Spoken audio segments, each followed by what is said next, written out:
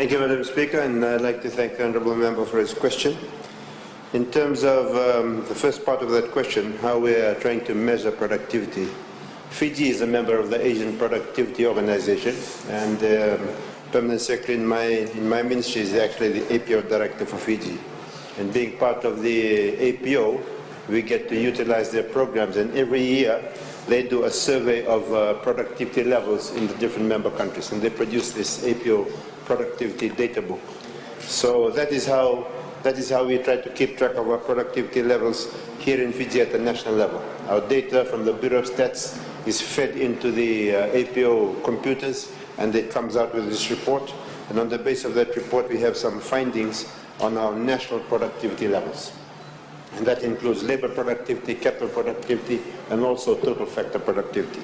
So it's tracked at that particular level. In terms of the sectoral, looking at the different sectors that we have, the reports that are produced by the Asian Productivity Organization also produces stats on productivity in various sectors. These include 1, agricultural sector, number 2, the mining sector, number 3, manufacturing sector, 4th, electricity, gas and water supply, 5th, construction sector, 6, wholesale and retail trade, hotels and restaurants, 7, transport, storage and communications, 8, finance, real estate and business activities, and 9, community, social and personal services.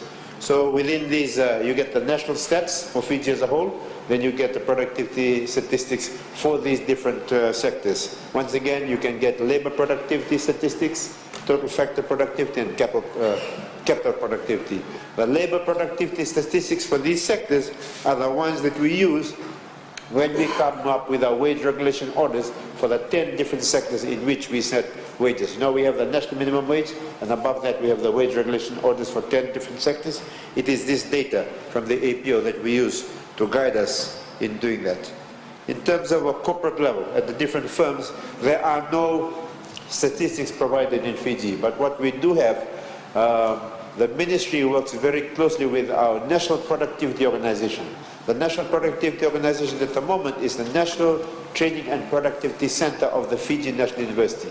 They have taken out the responsibilities of the Training and Productivity Authority of Fiji that was then merged into the Fiji National University.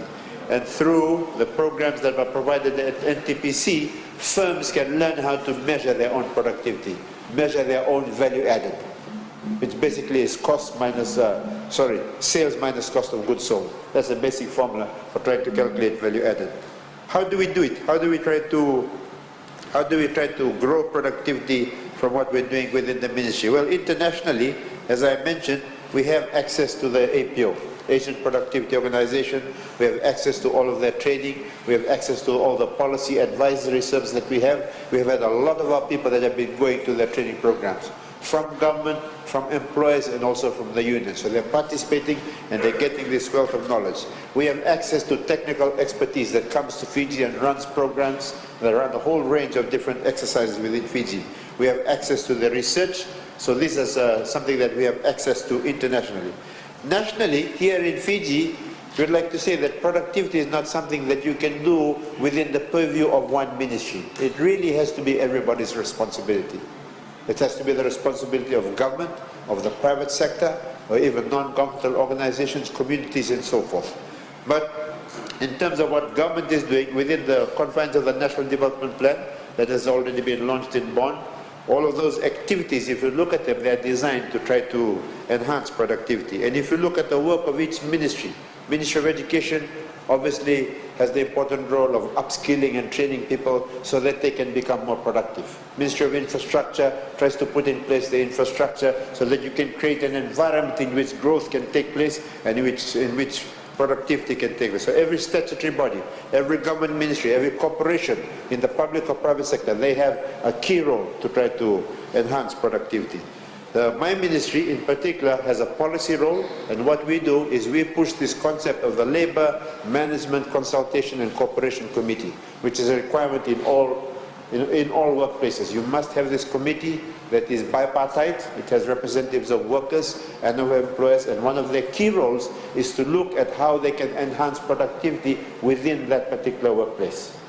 They come up with these measures, and they are also expected to report on what are the productivity enhancing tools and techniques and productivity measurements that they've seen within each individual employer. That information is supposed to be fed back to my ministry. Unfortunately, that is not happening as it should be, and it's something that I've stressed to the civil servants in my ministry that need to be strengthened.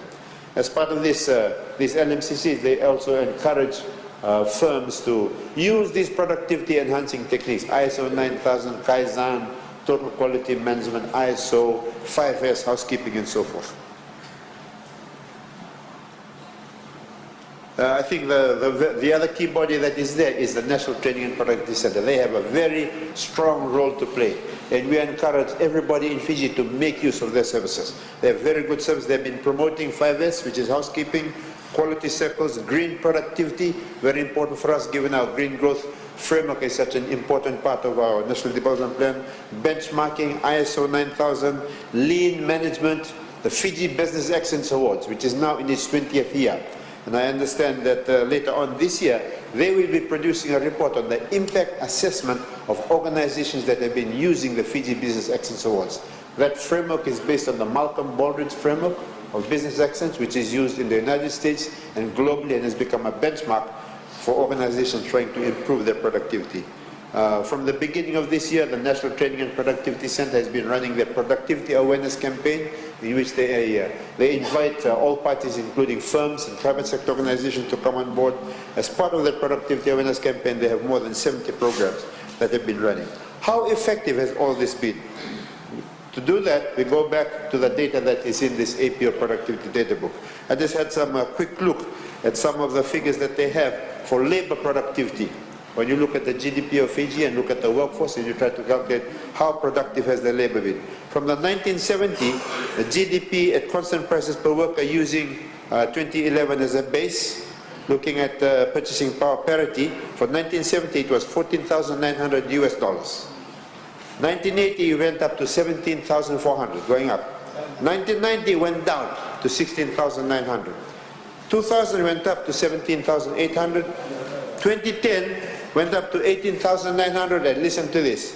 2015, which is when the Fiji first government was there, Bainimarama government was there, it rose to 22,100. So during this period, we've seen a rise in labor productivity within this country as a result of the efforts of the Fiji first government.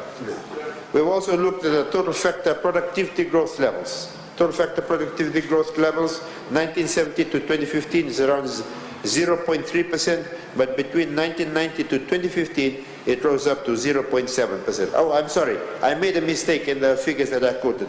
The figures that I quoted there was for labor productivity. Growth rates, growth rates.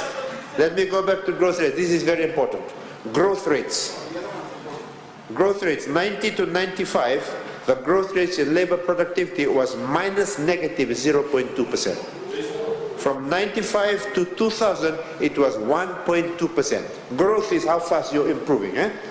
From 2000 to 2005, it was 0.7%. So it declined. Did you get it? Did you hear the figure? 95 to 2000 was 1.2%, and then 2000 to 2005, it dropped to 0.7%. How long? 2005 to 2010, it dropped to 0.4%. Now listen to this. Fiji first time. Fiji first time.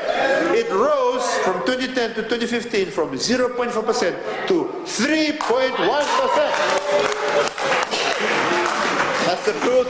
Read the book, Professor Prasad. So I think in general, when I look at some of the data, no, this data is here. You can come and check. I got this so that you can have a look at it. But this is the trend. The trend of productivity. Trend of productivity declines, has been declining. Our GDP per capita has been fairly high. But what has happened over the past few years from 1970, our growth rate has been declining. Decline. Asian Productivity Organization. Asian Productivity. After this you can borrow it. So the productivity growth rate has been declining, from down to 2008, constant decline. From 2008, there has been a steady increase. And from this period of 2008, We know which party has been in power. It's been from the Bainimarama government that has been behind that steady increase in productivity from 2008 onwards. Thank you, Madam Speaker.